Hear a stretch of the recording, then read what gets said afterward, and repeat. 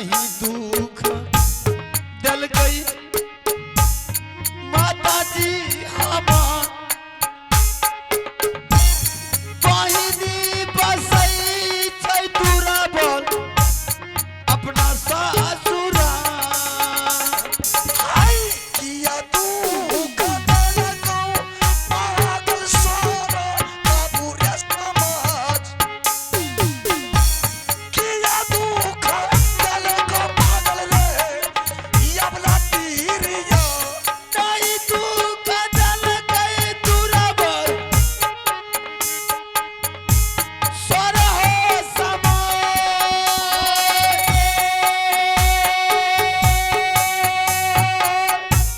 नहीं तू कदल गई मुसाफिर अबला पीरिया आई के करा का रल पागल रबही रे जा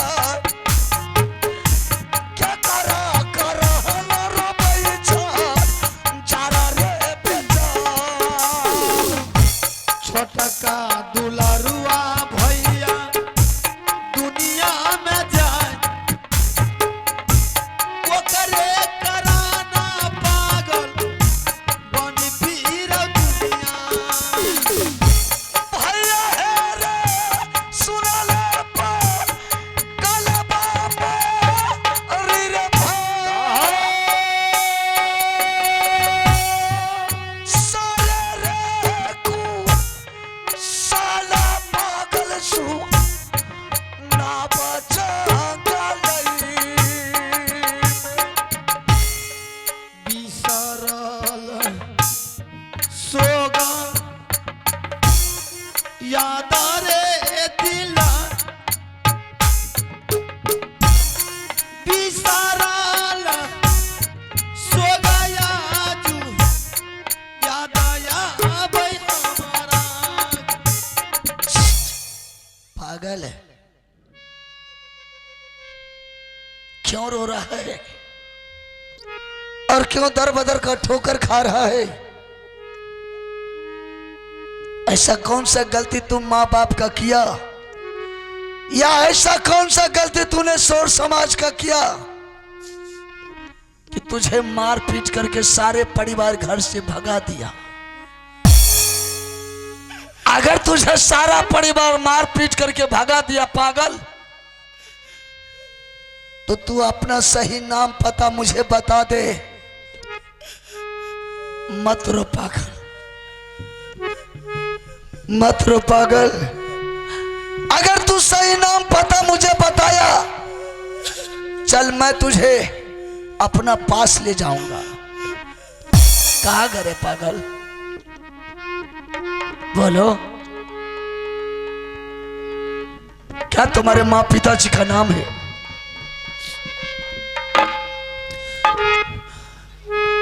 घर मोरा लागई तुरा वाला मोहा कहाँ? बाहोरा तुम्हारा घर राज वहां पड़ता है और तुम्हारे पिताजी का क्या नाम है? पिताजी के नाम राजा राजा जा सरसी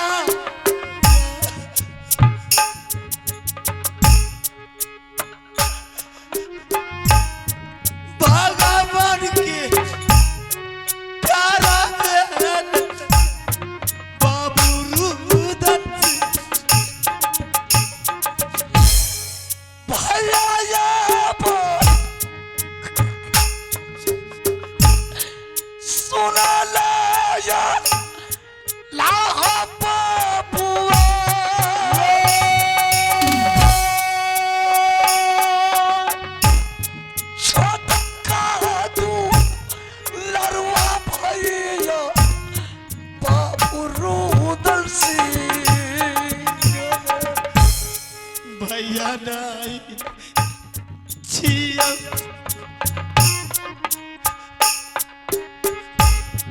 बाबू रे ऐसा क्यों बोल रहे भाई साहब?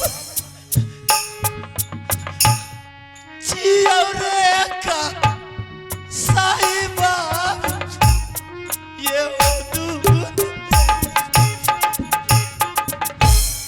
तुम्हारे का राना सोदारा दुनिया हो हमार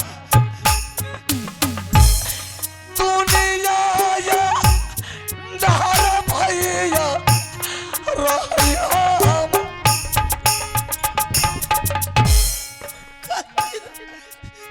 पहले दुश्मन तारा बाबा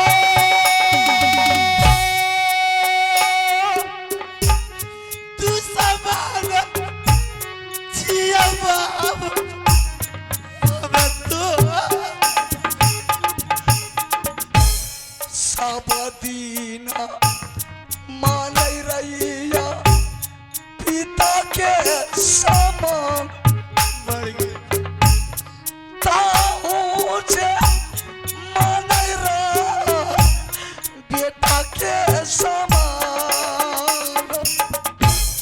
दुश्मन बन गया लो आप इसमें कोई गलती नहीं किया था भाई साहब।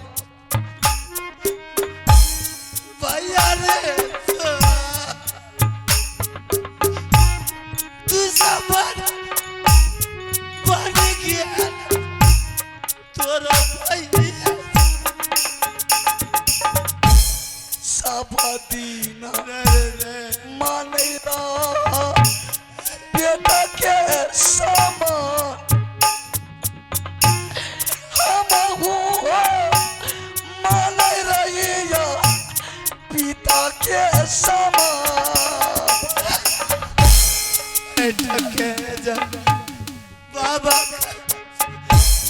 बाबू रे टके जा बाबा का चूरा भैया गलती हो कल के भैया साधु बाबा जा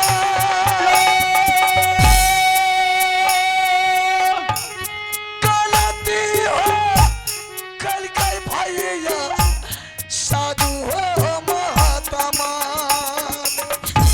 मैंने तुझे यही हसन कत्ल किया क्या हुआ? तू याद कर ऐसा मत कीजिए भाई साहब, बर्दाश्त कीजिए। इस हाथ से हत्या किया तो क्या आप उस हाथ को काट के फेंक दीजिएगा? नहीं, ऐसा मत कीजिए भाई साहब।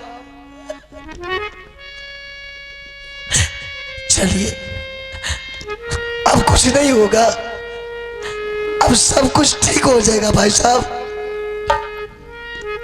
वो कोई दूसरा कोई साधु नहीं था, वो अपना ही वंशज का कायर मामू था। हाँ भाई साहब, वो हमसे बदला लेने के लिए ऐसा साजिश रचा। वो संत महात्मा का भेष बन करके आया था। वो कोई दूसरा साधु महात्मा नहीं था, वो मामू जी था।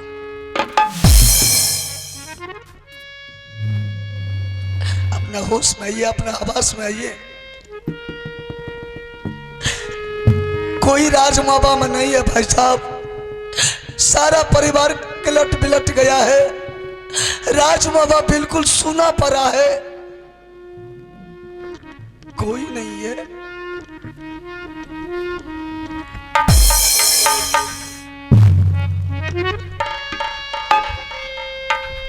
भाई साहब, अपने आप को होश में संभालिए। कहां है, कौन आपके सामने आया है, जरा उसको भी नजर से देखिए। बहु छोटा भाई रुद्र सिंह। कोई नहीं है। कोई नहीं है। राजबाबा कोई नहीं, कोई नहीं है, सुना पड़ा है। अगिन सिंह भी साला हुआ मौका का फायदा उठा लिया भाई साहब। भाभी सोई हुई थी महल में, उसका भी डोला वो हरामजादा चोर का तरह उठा करके ले गया है अग्नि कुंड में। तुम कैसे जिंदा हुआ? मुझे माँ दुर्गा ने जिंदा किया और आज वही सारी बात बताई है। अगर तुम नहीं राजमहुआ जाएगा, तुम्हारे लिए राजमहुआ विनाश हो रहा है। तुम अब छोड़ दो, चले जाओ, अपने भाई से सबसे सारा परिवार से मुलाकात करो। अगर नहीं किसी से मुलाकात किया तो तुम्हारा भाई सब कोई नहीं मिलेगा, सब मर जाएगा। हाँ भाई साहब, बेटा इंदल से भी दर बदर का ठोकर न जाने कहाँ खाता होगा। चलो चलिए भाई साहब।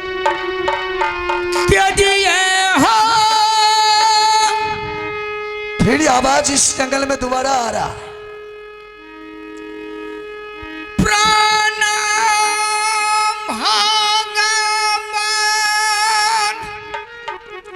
ये हो जंगल में होता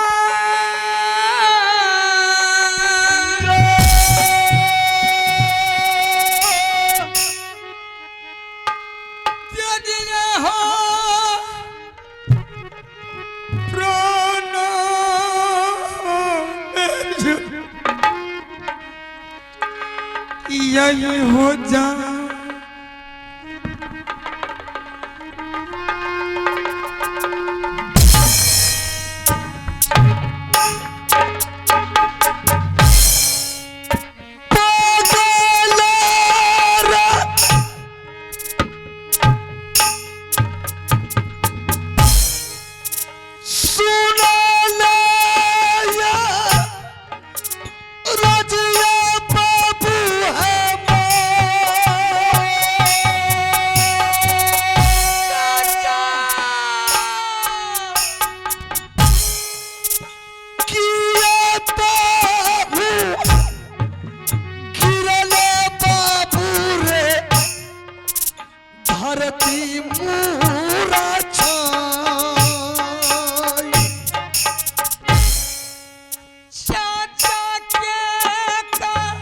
चाचा के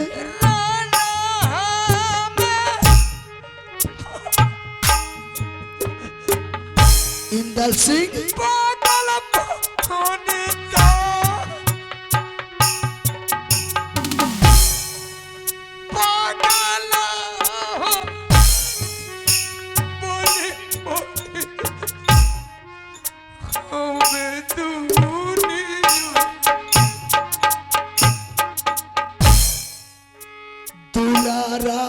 रे सुन ले इन दल रे बाबुआ,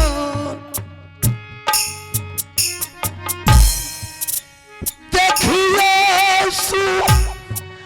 रतिया बेटा रे चाचा रूदल सिंह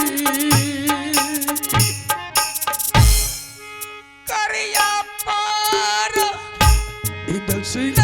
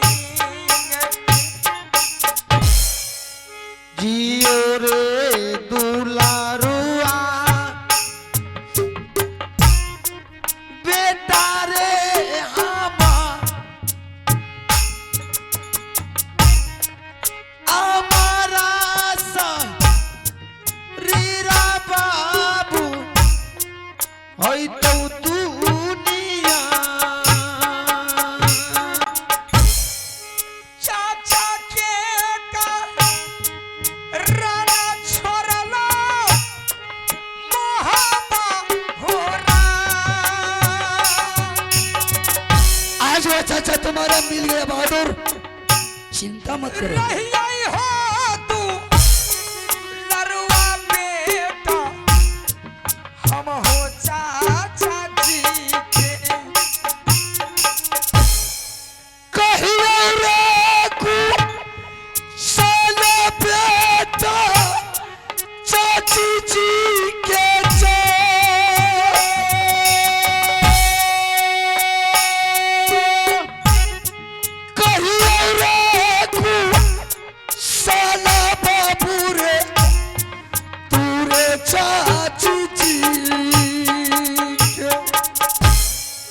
पगली बानी क्या ये चाचा चाची जी हो हमार, तोहरे हो का राना चाचा पगली चाची जी ने। भाई साहब, उस देवी की असीम कृपा है कि कई वर्ष से बिछड़े हुए भाई से मां दुर्गा ने मिलाई, और राजा ने कितने वर्ष से बेटा इंद्र सिंह बिछड़ा था, वो देवी की कृपा से बेटा से भी मुलाकात हो गई। सही बात है। चल बहादुर, अब कोई संकट आने वाला नहीं है, चल यहाँ से। ठीक है चाचा जी चलिए। चलिए दीवाना इंदल रे कुमार, लट गई बढ़िया रे यब मोहब्बत के। ओ चला दीवाना इंदल बबुआ, लट गई बढ़िया हो गर मोहब्बत। आई बढ़िया लट के बगल जिमीदार, लट गई ना पूरे इंदल सिंह ने। ओ चलते रहे बड़ों में हो लो, लट गई इंदल हो। अरे बाबा महाराज दादा अब कलाल यहाँ का बरता हमारा गन हमारा लगे यहाँ का बरता हमारा। ये दुर्गा मैया है दरबार बम नहीं तू है बेटा पर दुर्गा मैया बम नहीं तू जब हमरा पर काली मैया की दरबार काली है तू कल करके की दरबार काली सिर्फ करके लट के बढ़िया इंदल रे कुमार, चल के बढ़िया ना कर मोहब्बत के।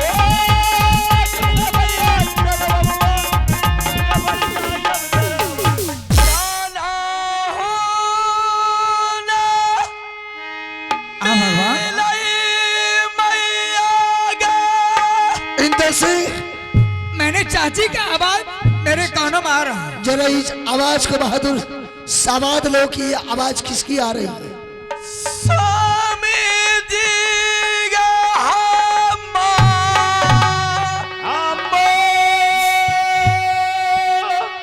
आसरा ये टूटिए ये लई गे जहां ले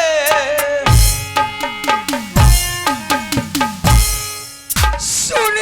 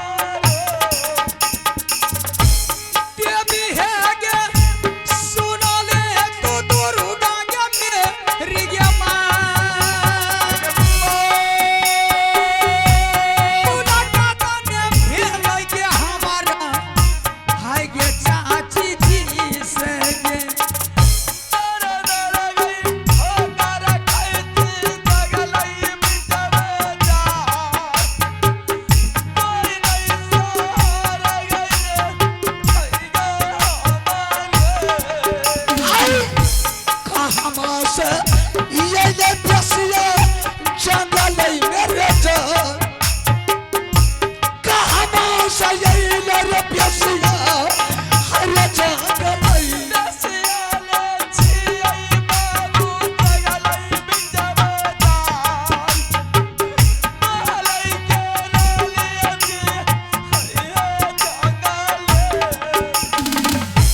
कौनो देखू करम कैले तोरा पर बेटा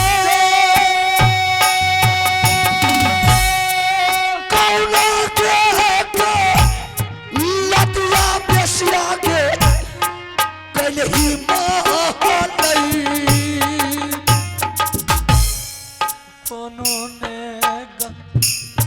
लतिया कहिए दुनिया में जा भगवान डांग मारी दिल कहियो हमारा आई किया गेरो बैठा गुजारी जंगलई में के जान किया गेरो बैठा गुजारी हाय के जंगलई क्या करे भाई बाप दिल के पता जा हो जो क्या करे भाई परदेश दिल के पतिया हाय चलो दी सब भागो बेसिया सामना से क्या मत चलो दी सब भागो बेसिया मोर सामना